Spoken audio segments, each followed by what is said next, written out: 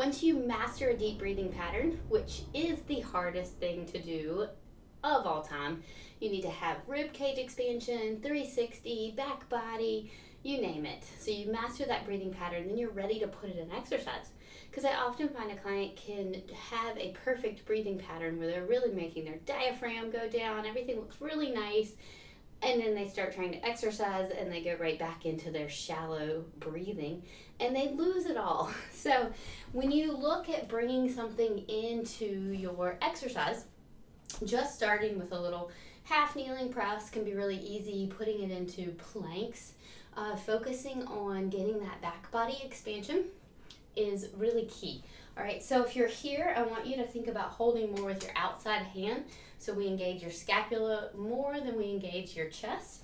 I want you to come up tall, stack your ribs over your pelvis. So you are aligning rib cage and pelvis. When people go into this half kneeling pattern, they really want to arch out of it. So you want to make sure that you don't overarch your back.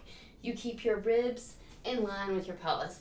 Now, the heavier the weight, the heavier the band, obviously the harder the exercise.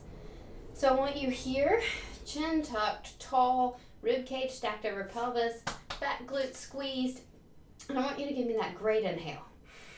That inhale consists of your chest moving, belly, sides, and back. So you should feel that diaphragm go down.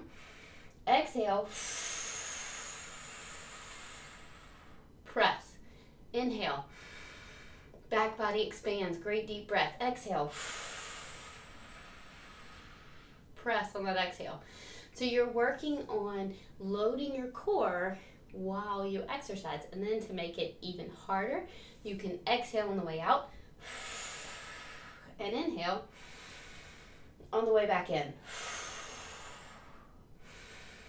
So you're working on maintaining that stability in your core by using your breathing to maintain the stability as you move into exercise. You can do the same thing for side planks and front planks and squats and every other exercise. So there is no need to slip into a shallow breathing pattern where you breathe up into your neck while doing exercise. So master it on the ground, get that deep breathing pattern down, and then move it into every single exercise you do until you own it in everyday life all the time.